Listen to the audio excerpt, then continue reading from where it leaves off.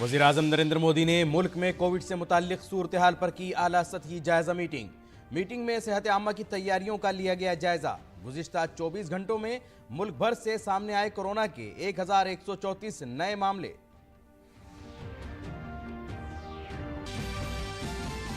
वज़ीर-ए-आज़म नरेंद्र मोदी ने दिल्ली में इंटरनेशनल टेलीकॉम यूनियन के इलाकाई दफातर और इनोवेशन सेंटर का किया इफ्तिताह। Call before you dig app भी किया लॉन्च। भारत की 6G विजन दस्तावेज की गई जारी। वज़ीर-ए-आज़म ने कहा, इससे भारत के लिए पैदा होंगे नए मौके।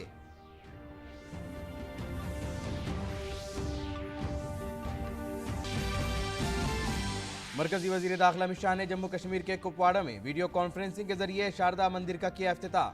शारदा को तहजीब की दरियाफ्त का आगाज बताते हुए मरकजी वज़ीर दाखिला ने कहा कि पाकिस्तान के ज़ेर कब्जा कश्मीर में वाक़ शारदा पीठ को अकीदतमंदों के लिए खोलने पर हुकूमत करेगी काम।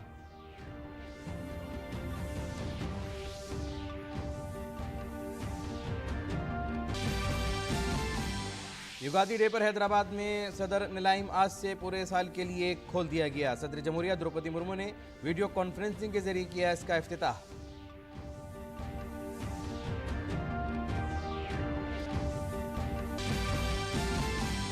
दिल्ली के साबिक नायब वज़ीर आला और आम आदमी पार्टी के रहनुमा मनीष सिसोदिया की मुश्किलात ख़त्म नहीं हो रही हैं। मुबैना शराब घपले में 5 अप्रैल तक तिहाड़ जेल में ही रहेंगे सिसोदिया। 5 अप्रैल तक उन्हें भेजा गया अदालती हिरासत में।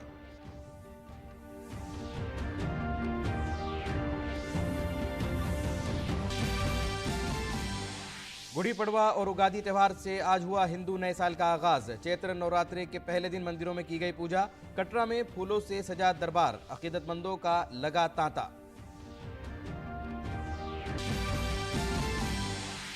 भोपाल में जारी शूटिंग वर्ल्ड कप में भारत की शानदार कारकर्दगी। सरबजोत सिंह ने 10 मीटर एयर पिस्टल में जीता गोल्ड। वरुण तोमर ने कांसे का तमगा किया अपने नाम।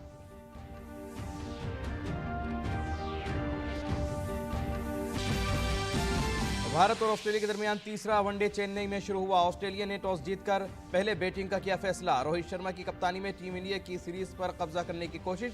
फिलहाल सीरीज 1-1 से बराबर।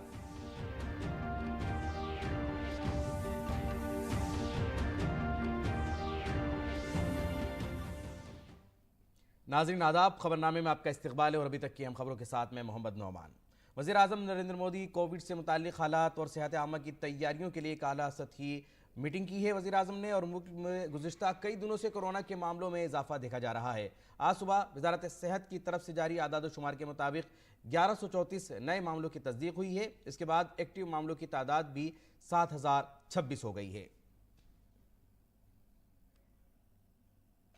वज़ीर-ए-आज़म नरेंद्र मोदी ने आज नई दिल्ली में भारत में बैनुल-अक़वामी टेलीकम्युनिकेशन यूनियन ITU के नए इलाकाई दफ्तर और इख्तिराई मरकज़ का इफ्तिताह किया। बैनुल-अक़वामी टेलीकम्युनिकेशन यूनियन अक़वाम मुत्तहिदा की मालूमात और मवासलाती टेक्नोलॉजी के लिए खुसूसी एजेंसी है। इसका सदर दफ्तर जेनेवा में वाक़ है। ये इलाकाई दफातर, जोनल दफातर और रियासती दफातर का नेटवर्क है। भारत ने इलाकाई दफ्तर के क़याम के लिए मार्च 2022 में बैनुल-अक़वामी टेलीकम्युनिकेशन यूनियन के साथ मेज़बान मुल्क के माहिदे पर दस्तखत किए थे। तकरीब के दौरान वज़ीर-ए-आज़म ने इंडिया 6G विज़न दस्तावेज़ की नकाबकुशाई की और 6G research and development centre का आगाज़ किया। 6G टेस्ट सेंटर तालीमी इदारों, सनत, स्टार्टअप्स, MSMEs और सनतों को उभरती हुई ICT टेक्नोलॉजीज़ की जांच और तस्दीक के लिए एक प्लेटफॉर्म फराहम करेगा। वज़ीर-ए-आज़म ने इसके साथ ही call before you dig app भी लॉन्च किया। यह ऐप ज़रूरी खिदमात जैसे सड़क, टेलीकॉम, पानी, गैस और बिजली में मुमकिन कारोबारी नुकसानात को रोकेगा और लोगों को दरपेश मसाइल को कम करेगा।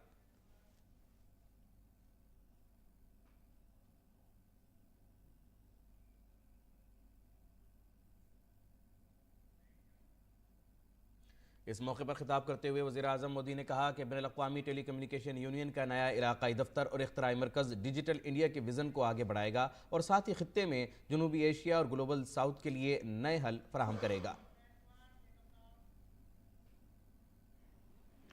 G20 की प्रेसिडेंसी कर रहा है तो उसकी प्राथमिकताओं में रीजनल डिवाइड को कम करना भी है। कुछ सप्ताह पहले ही भारत ने ग्लोबल साउथ समिट का आयोजन किया है। ग्लोबल साउथ की यूनिक जरूरतों को देखते हुए टेक्नोलॉजी, डिजाइन और स्टैंडर्ड्स की भूमिका बहुत अहम है। ग्लोबल साउथ अब टेक्नोलॉजिकल डिवाइड को भी तेजी से ब्रीच करने में जुटा है। आईटीयू का ये एरिया ऑफिस एवं इनोवेशन सेंटर इस दिशा में एक बहुत बड़ा कदम है। वज़ीर-ए-आज़म मोदी ने मुल्क में डिजिटल सेक्टर में होने वाली तरक्की का जिक्र किया। उन्होंने बताया कि टेक्नोलॉजी की मदद से तमाम शोबों में अवामी फलाह के बड़े काम हो रहे हैं। आज भारत में हर महीने 800 करोड़ से अधिक यूपीआई आधारित डिजिटल पेमेंट्स होते हैं। आज भारत में हर दिन 7 करोड़ ई ऑथेंटिफिकेशंस होते हैं। भारत के कोविन प्लेटफॉर्म के माध्यम से देश में 220 करोड़ से अधिक वैक्सीन डोज लगी है। बीते वर्षों में भारत ने 28 लाख करोड़ रुपए से अधिक सीधे अपने सिटीजन्स के बैंक खातों में भेजे हैं, डायरेक्ट बेनिफिट ट्रांसफर। जनधन योजना के माध्यम से हमने अमेरिका की कुल आबादी से भी ज्यादा लोगों के बैंक खाते खोले हैं। मुल्क में 5G टेक्नोलॉजी की कामयाब तोसी का हवाला देते हुए पीएम मोदी ने कहा कि आज हम 5G रोल आउट के 6 माह बाद ही 6G के बारे में बात कर रहे हैं। ये चीज मुल्क के एतमाद को जाहिर करती है। सिर्फ 120 दिन में 120 दिनों में ही 125 से अधिक शहरों में 5G रोल आउट हो चुका है। देश के लगभग 350 जिलों में आज 5G सर्विस पहुंच गई है। इतना ही नहीं, 5G रोल आउट के 6 महीने बाद ही आज हम 6G की बात कर रहे हैं।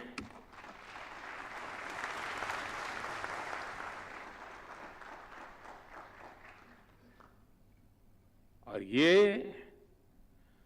भारत का कॉन्फिडेंस दिखाता है। वज़ीर-ए-आज़म मोदी ने कहा कि भारत के लिए टेलीकॉम टेक्नोलॉजी सिर्फ मोड ऑफ पावर नहीं है बल्कि मिशन टू एम्पावर है। उन्होंने कहा कि डिजिटल पावर आज मुल्क के कोने कोने तक पहुंच रही है। 2014 से पहले भारत में 6 करोड़ यूजर्स थे। आज ब्रॉडबैंड यूजर्स की संख्या 80 करोड़ से ज्यादा है। 2014 से पहले भारत में इंटरनेट कनेक्शन की संख्या 25 करोड़ थी। आज ये 85 करोड़ 85 करोड़ से भी ज्यादा है। साथियों, अब भारत के गांवों में इंटरनेट यूजर्स की संख्या शहरों में रहने वाले इंटरनेट यूजर से भी अधिक हो गई। इस मौके पर बात करते हुए मवासलात, इलेक्ट्रॉनिक्स और इंफॉर्मेशन टेक्नोलॉजी के वजीर अश्वनी वैष्णव ने कहा कि डिजिटल इंडिया पहल ने मुल्क के 1 अरब से ज़्यादा लोगों की जिंदगियों को तक़वियत बख्शी है। उन्होंने कहा कि डिजिटल पब्लिक इंफ्रास्ट्रक्चर पेचीदा मसाइल को हल करने की सलाहियत रखता है। उन्होंने ये भी कहा कि भारत का 5G रोल आउट दुनिया में सबसे तेज़ रहा। अश्वनी वैष्णव ने कहा कि मुल्क अब टेलीकॉम आलात और टेक्नोलॉजीज़ के बरामदतकार के तौर पर उभर रहा है। Technology is also at an inflection point. AI and quantum technologies have come of age 5G is becoming mainstream. It is in these interesting times that India is hosting the G20 presidency, and this is also the opportune time to present fruits of our Honorable Prime Minister's vision to the world. Honorable Prime Minister Shri Narendra Modi ji launched Digital India in 2015. Within a short period of 8 years, Digital India has touched the lives of billion-plus people. Our digital public infrastructure is capable of solving complex problems at population scale. And through the Digital India program, Honorable Prime Minister has transformed the telecom sector. His reforms have helped create a robust telecom sector. सदर जमहूरिया द्रौपदी मुर्मू ने आज Ugadi day के मौके पर video conferencing के जरिए राष्ट्रपति निलयम का बाकायदा इफ्तिताह किया। हैदराबाद में वाक़ राष्ट्रपति निलयम आज से आवाम के लिए खुल गया है। ये पीर और दीगर सरकारी तातीलात के अलावा तमाम दिनों में सुबह 10 बजे से शाम 5 बजे तक खुलेगा। आखिरी दाखिला शाम 4 बजे होगा। राष्ट्रपति भवन के सरकारी वेबसाइट के जरिए जुमेरात से ऑनलाइन टिकट की बुकिंग दस्तयाब है। ज़ायरीन QR कोड स्कैन करके टिकट बुक कर सकते हैं। सदर जमहूरिया ने निलयम नॉलेज गैलरी का इफ्तिताह करके खुशी का इजहार किया। उन्होंने कहा कि गैलरी में आवाम को राष्ट्रपति भवन और राष्ट्रपति निलयम की तारीख से मुताल्लिक दिलचस्प मालूमात और आज़ादी के गुमनाम हीरोज़ के बारे में बहुत सी मालूमात हासिल होंगी। इसके साथ ही लोग तेलंगाना की रिवायती सकाफत से भी वाकिफ होंगे। इस गैलरी में राष्ट्रपति भवन तथा राष्ट्रपति निलयम के इतिहास से जुड़ी रोचक जानकारियाँ तथा आज़ादी के अनसंग हीरोज के बारे में कोई जानकारियाँ प्राप्त होगी। इसके साथ ही आज रिनोवेटेड किचन टनल का भी लोकार्पण हुआ है। मुझे इस बात की विशेष प्रसन्नता है कि इस टनल के द्वारा तेलंगाना की पारंपरिक चरियत कला पर आधारित पेंटिंग्स बनाए गए हैं। दाखिला और कोऑपरेटिव के मरकज़ी वज़ीर अमित शाह ने वीडियो कॉन्फ्रेंसिंग के जरिए जम्मू कश्मीर के कुपवाड़ा में माँ शारदा देवी मंदिर का इफ्तिताह किया। अमित शाह ने अपने खिताब में कहा कि नए साल के मुबारक मौके पर लोगों के लिए शारदा मंदिर का खुलना एक नए दौर का आगाज़ है और पूरे भारत के अक़ीदतमंदों के लिए एक अच्छी अलामत है। मरकज़ी वज़ीर दाखिला ने कहा कि हुकूमत पाकिस्तान के ज़ेर कब्ज़ा कश्मीर में वाक़े शारदा पीठ को अक़ीदतमंदों के लिए खोलने की कोशिशों पर काम करेगी। इस मंदिर की वास्तुकला और निर्माण शारदा पीठ के तत्वाधान में पौराणिक शास्त्रों के अनुसार किया गया है। श्रृंगेरी मठ की दान की गई पंचलोहा शारदा मां की मूर्ति को 24 जनवरी से लेकर आज तक यहां प्रस्थापित करने तक एक यात्रा के स्वरूप में यहां लाया गया है और प्रथम नवरात्र के दिन ही तितवाल मंदिर में मां की मूर्ति को प्रतिष्ठित किया गया है।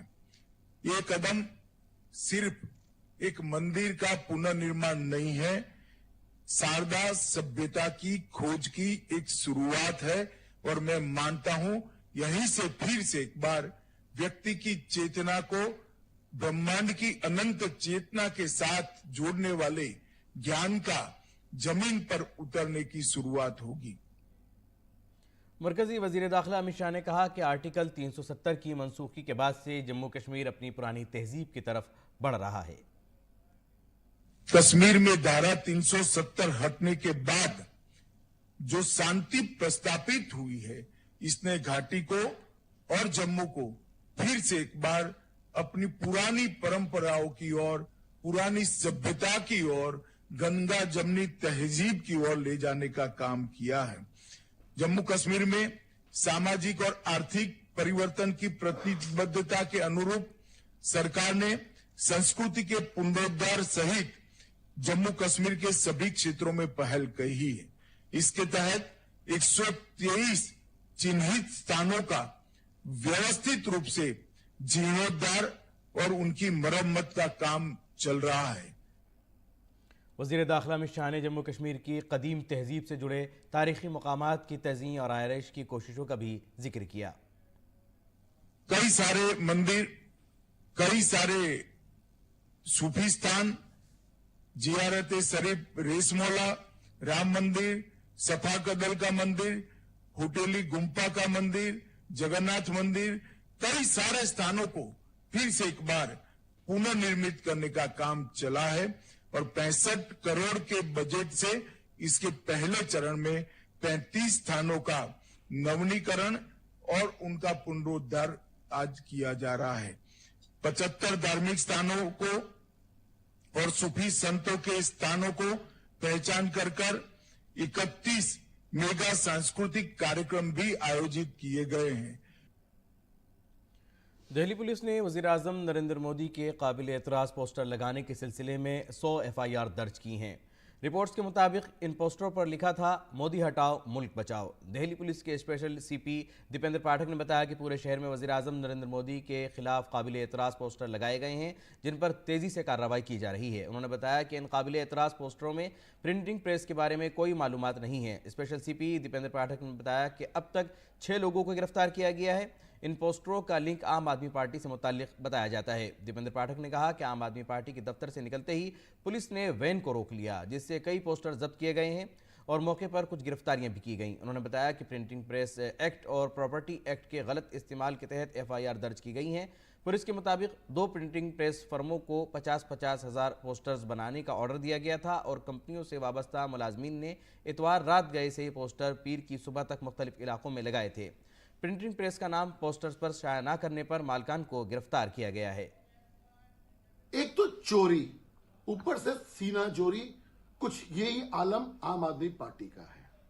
आप एक पोस्टर लगवाते हो बिना नाम के और जब FIR होती है तो आप चिल्लाना शुरू कर देते हो कि देश के अंदर लोकतंत्र नहीं है। कानून अपना काम कर रहा है अरविंद केजरीवाल जी, और कानून के तहत पोस्टर जब आप लगाते हो आपको लगाने का अधिकार है, लेकिन उस पोस्टर के अंदर किसने लगवाया उसका नाम होना चाहिए, निवेदक जो है उसका नाम होना चाहिए, पोस्टर जिसने छापा है प्रिंटर का नाम, उसका नाम होना चाहिए, और कितनी क्वांटिटी में छापा है वो क्वांटिटी का उल्लेख होना चाहिए। ये कानून कहता है, लेकिन कानून तो आप मानते नहीं।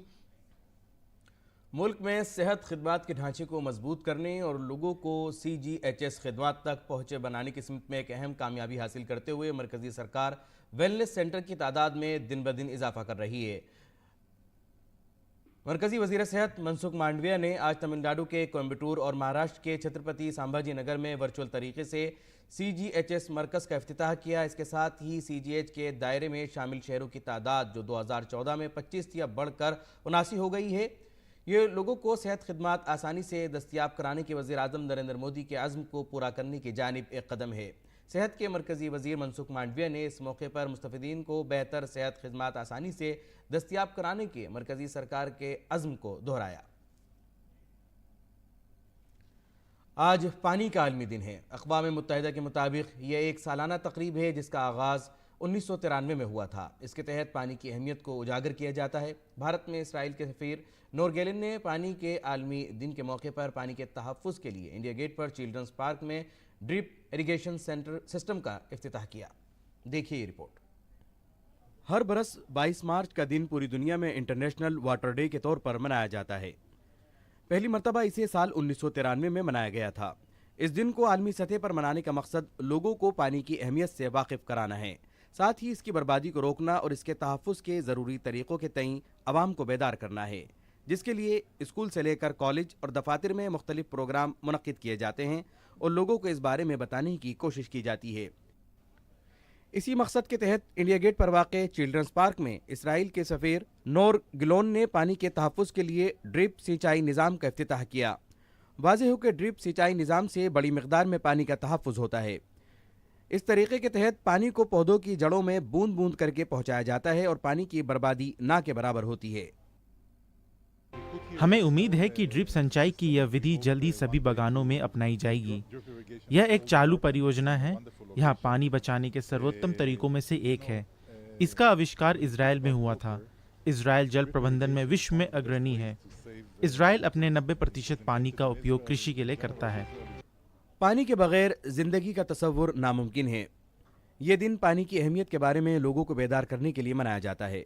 इंसानी सेहत, ग़िज़ाई तहफ़्फ़ुज़, तवानाई की पैदावार और ज़राअत जैसी कई चीज़ों के लिए पानी लाजमी है। पानी एक महदूद वसाइल है और ये यकीनी बनाना लाजमी है कि इसका सही इस्तेमाल और ज़िम्मेदाराना तहफ़्फ़ुज़ किया जाए। आज बढ़ती आबादी और अदम बेदारी की वजह से मुल्क और दुनिया के कई हिस्सों में पानी की कमी होती जा रही है। लोगों को रोज़मर्रा की ज़रूरियात के साथ साथ पीने का पानी भी मैसर नहीं हो रहा है। इसलिए पानी के तहफ़्फ़ुज़ के तईं लोगों को बेदार करना अशद ज़रूरी हो गया है। पानी का सोच समझ कर इस्तेमाल करना, पानी की बर्बादी ना करना, ये दुनिया के हर एक शख्स की जिम्मेदारी है। देश और दुनिया में जल संरक्षण बहुत ज़रूरी है। हमें पानी बचाने के लिए सीखने की ज़रूरत है। ड्रिप सिंचाई प्रणाली इसमें महत्वपूर्ण भूमिका निभाती है। हमने ड्रिप सिंचाई की यह पहल शुरू की है और यदि परीक्षण सफल रहा तो हम इसे अन्य क्षेत्रों में आगे बढ़ाएंगे। हर बरस इंटरनेशनल वाटर डे के मौके पर एक थीम मुंतखब की जाती है और उसी पर फोकस करके काम किया जाता है। इस साल यानी 2023 में इंटरनेशनल वाटर डे की थीम है एक्सेलरेटिंग चेंज, यानी तेज़ी से तब्दीली। इसी के तहत पानी के तहफ़्फ़ुज़ से मुताल्लिक़ तेज़ और फौरी इक़दामात की अहमियत पर जोर दिया जाएगा। Bureau report, DD news Urdu खबरें। दिल्ली के साबिक़ नायब वज़ीर आला मनीष सिसोदिया की मुश्किलें कम होने का नाम नहीं ले रही हैं। दिल्ली में मुबैना शराब घपले में सिसोदिया 5 अप्रैल तक तिहाड़ जेल में ही रहेंगे। दिल्ली के राउज़ एवेन्यू कोर्ट ने आज दिल्ली के साबिक़ नायब वज़ीर आला सिसोदिया को 5 अप्रैल तक अदालती तहवील में भेज दिया। मुबैना शराब घपले से मुतालिक मनी लॉन्ड्रिंग मामले में ईडी का रिमांड ख़त्म होने के बाद आज मनीष सिसोदिया को दिल्ली के राउज़ एवेन्यू कोर्ट में पेश किया गया, जहां अदालत ने साबिक़ नायब वज़ीर आला को 5 अप्रैल 2023 तक अदालती तहवील में भेज दिया। ख़ास बात यह है कि साबिक़ नायब वज़ीर आला और आम आदमी पार्टी के लीडर मनीष सिसोदिया शराब पॉलिसी से मुताल्लिक़ CBI केस में पहले ही से जेल में हैं। पीर के रोज़ राउज़ एवेन्यू कोर्ट ने CBI केस में मज़ीद 14 दिनों के लिए अदालती हिरासत में तोसी कर दी। सुप्रीम कोर्ट 9 मई को अज़वाजी असमत दरी जुर्म के दायरे में लाने से मुताल्लिक़ अर्जियों की समाअत करेगा। सीनियर वकील इंदिरा जे सिंह ने CJI के सामने मामला उठाया। उन्होंने कहा कि वकला ने इस मामले से मुताल्लिक़ जरह के नुकात तैयार कर लिए हैं और वो जरह के लिए भी तैयार हैं। सॉलिसिटर जनरल तुषार मेहता ने भी अदालत को बताया कि इस सिलसिले में सरकार का जवाब भी तैयार है। उत्तराखंड के नैनीताल ज़िले का जियोली गांव शहद के लिए दुनिया भर में मशहूर है। ये गांव हल्द्वानी शहर से तकरीबन 20 किलोमीटर दूर वाक़ है। इस गांव के शहद की मांग मुल्क और बैरून मुल्क तक है, क्योंकि यहाँ का शहद 100% ऑर्गेनिक है। यही नहीं, गांव के ज़्यादातर लोग शहद की मक्खियाँ पालने के काम से वाबस्ता हैं, जिसकी वजह से इस गांव का नाम अब मधुग्राम पड़ गया है। शहद की मक्खियों का पालन जिला नैनीताल के एक गांव की मईशत की बुनियाद बन गया है।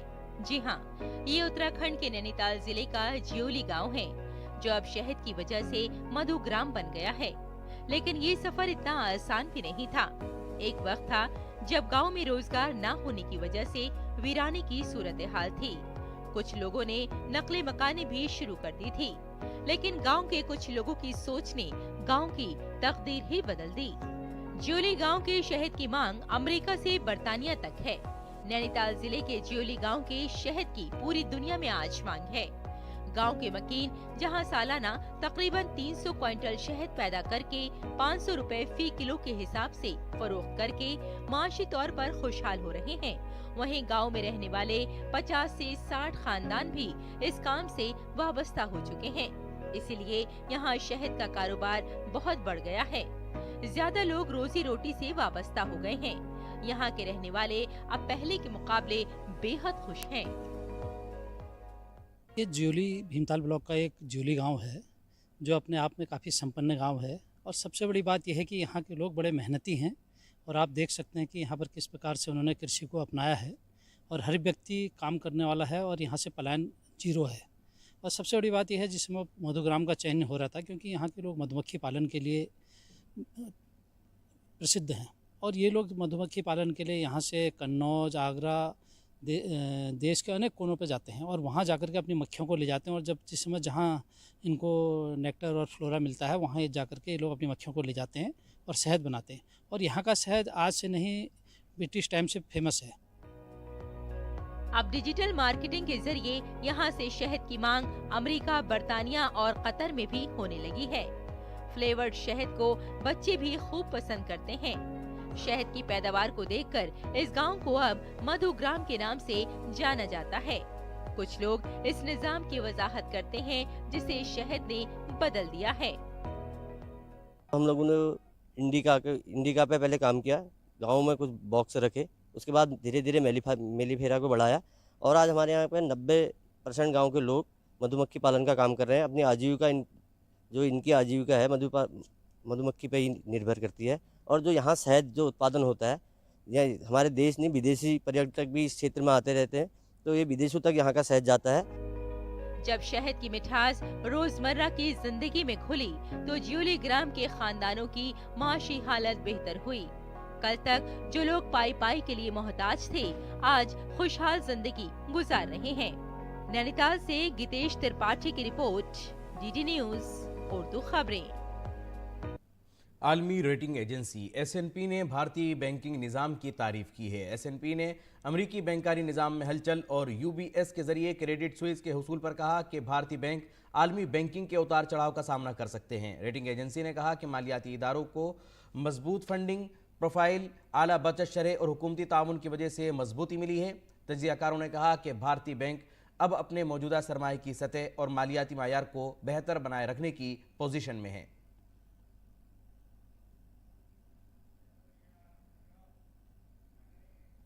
चैत्र नवरात्रि आज से शुरू हो गई है। मुल्क भर में अगले 9 रोज तक मां दुर्गा के मुख्तलिफ रूपों की सजावट शानदार होगी। लोग घरों और मंदिरों में मां दुर्गा की पूजा कर रहे हैं। इसके साथ ही मंदिरों में मां दुर्गा के मंत्रों की गूंज सुनाई दे रही है। नवरात्रि का हर दिन देवी की एक ख़ास शक्ल के लिए वक्फ है और हर शक्ल की पूजा करने से मुताल्लिक मुख्तलिफ ख्वाहिशात पूरी होती हैं। नवरात्रि के पहले दिन मां दुर्गा की पहली शक्ल मां शैलपुत्री की पूजा की जाती है। हिंदू कैलेंडर के मुताबिक नए साल का आगाज़ भी चैत्र महीने की पहली तारीख से होता है। इसे नो संवत्सर या विक्रमी संवत भी कहा जाता है। इस दिन को महाराष्ट्र में गुड़ी पड़वा और आंध्र प्रदेश में उगादी त्यौहार के तौर पर मनाया जाता है। चैत्र नवरात्रि के पहले दिन लोग मुंबई के मुंबा देवी मंदिर में मां की पूजा कर रहे हैं। इसके साथ ही दिल्ली में वाक़े छतरपुर मंदिर में भी अक़ीदतमंदों का हुजूम है। और खेल की खबरों में भारत और ऑस्ट्रेलिया के दरमियान 3 मैचों की एक रोज़ा सीरीज़ का तीसरा और फैसला कुन मुकाबला आज चेन्नई में खेला जा रहा है। ऑस्ट्रेलिया ने टॉस जीतकर पहले बल्लेबाजी करने का फैसला किया। ऑस्ट्रेलिया की टीम 269 रन बनाकर आउट हो गई। इस तरह इसने भारत के लिए 270 रन का जीत का निशाना मुकर्रर किया है।